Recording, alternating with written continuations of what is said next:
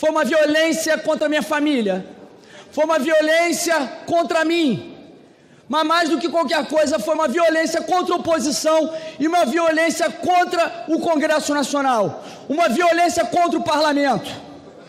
Eu fui recebido na minha casa no dia 18 de janeiro de uma forma como se fosse um bandido, como se fosse um traficante, como se fosse um corrupto. A Polícia Federal entrou na minha casa, não como o diretor-geral da Polícia Federal está dizendo, que foi uma operação padrão. Pularam a minha casa, entraram pela janela da minha casa, bateram na porta do meu quarto, espancando aquela porta, no quarto onde dormíamos, eu, minha esposa e minha filha de 1 ano, como se eu fosse um bandido. Naquele momento, eu acordei assustado. Deputado, Polícia Federal, abra a porta. E a primeira coisa que veio na minha cabeça é o STF, é Alexandre de Moraes.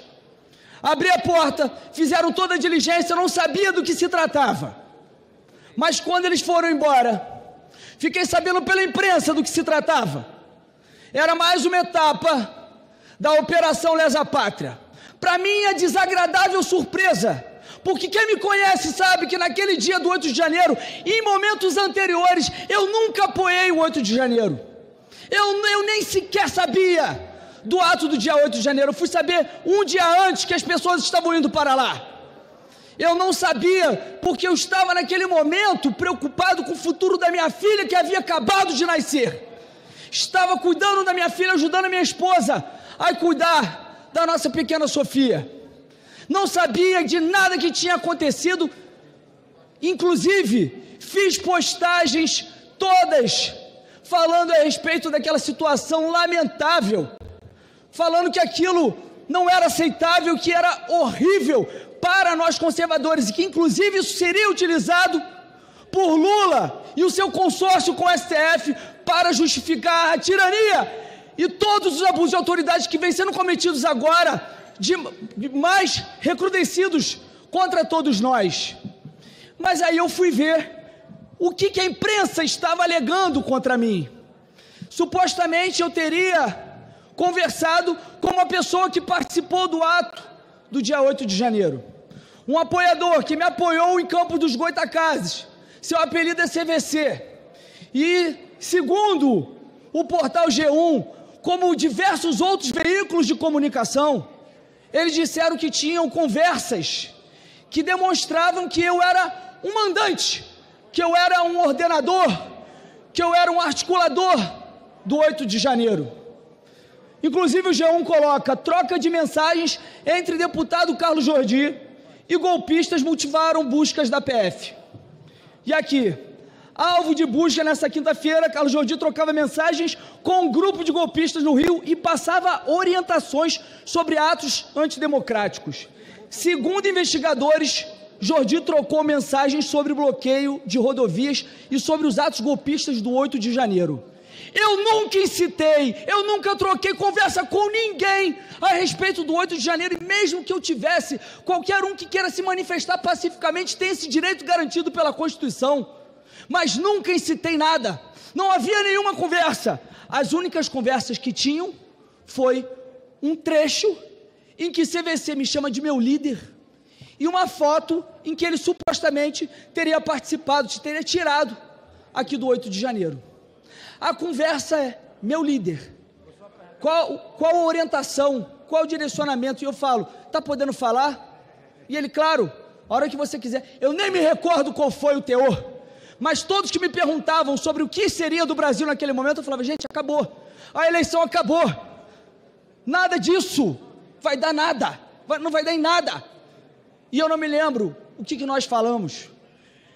E essa foi a prova utilizada pela Polícia Federal para dizer que eu estava ordenando, fazendo determinações para bloqueios de rodovias. E a imprensa, olha que papel ridículo que parte da imprensa tem, para dizer que isso são provas de que eu realmente estaria fazendo determinações, orientações para bloqueio de rodovia. Onde estão, então, essas provas, já que só tem esse trecho, ele me chamando de meu líder? Não existe. Não existe. E a outra prova essa foto que ele supostamente teria participado do dia 8 de janeiro é uma foto adulterada e de quando ele participou da posse do Jair Bolsonaro como presidente em janeiro de 2019. Essas são as provas que levaram à busca e apreensão na casa do líder da oposição da Câmara dos Deputados. Somente em ditaduras, líderes da oposição são perseguidos. Essas são as provas frágeis, esse show de trapalhadas da Polícia Federal e do ministro Alexandre de Moraes. E o que eles buscam com isso, com essas provas frágeis que demonstram uma total armação para fazer uma busca probatória, porque querem de alguma forma encontrar qualquer coisa que possa relacionar qualquer um de nós aqui com algum crime, ou levar ao presidente Bolsonaro algum indício de participação do 8 de janeiro, manter aceso esse discurso de tentativa de golpe e de que há uma autoridade por trás, um discurso ridículo, que nem 20% da população emplaca esse discurso, justificar as condenações de pessoas sem foro de prerrogativa de função, esses inquéritos malucos, que nem vocês da esquerda eu tenho certeza que conseguem dizer que isso é realmente ilegal, que tem respaldo no nosso ordenamento jurídico, porque o sistema acusatório fala que quem pode promover diligências investigatórias é a Polícia Judiciária e o Ministério Público de forma subsidiária. Eles investigam, o Ministério Público acusa e o Judiciário, pelo princípio da inércia, só pode agir provocado para julgar. E esses inquéritos estão sendo instaurados de ofício desde aquela época em que alegaram que o regimento interno do STF havia um dispositivo em que poderiam fazer inquéritos caso houvesse ameaças contra ministros dentro do prédio do Supremo Tribunal Federal. E o que era para ser exceção se tornou uma regra, e fazer isso jogando tarrafa, pegando qualquer cidadão comum, que é o que eles estão fazendo. Mas agora, com um deputado que está sendo investigado, há a conexão para eles justificarem todas essas tiranias contra cidadãos comuns que vem acontecendo, e desumanizar a oposição, fazer com que pareçamos um bando de malucos golpistas, e assim ter discurso para essa imprensa militante para nos perseguir. Mas se acreditam que vão fazer com que nós nos intimidemos, para concluir, fiquemos acuados, podem ter certeza que isso não me enfraqueceu, isso me fortaleceu politicamente e no meu caráter. O meu caráter foi aprimorado com isso, e podem ter certeza que vamos continuar aqui lutando pelo que é certo, lutando para fazer oposição, que é nosso direito constitucional, contra esse desgoverno, e para falar o que é certo, apontar o que é errado, que está sendo feito por aqueles que... Senhor presidente, apontando o que está sendo feito de errado por aqueles que deveriam ser os guardiões da Constituição.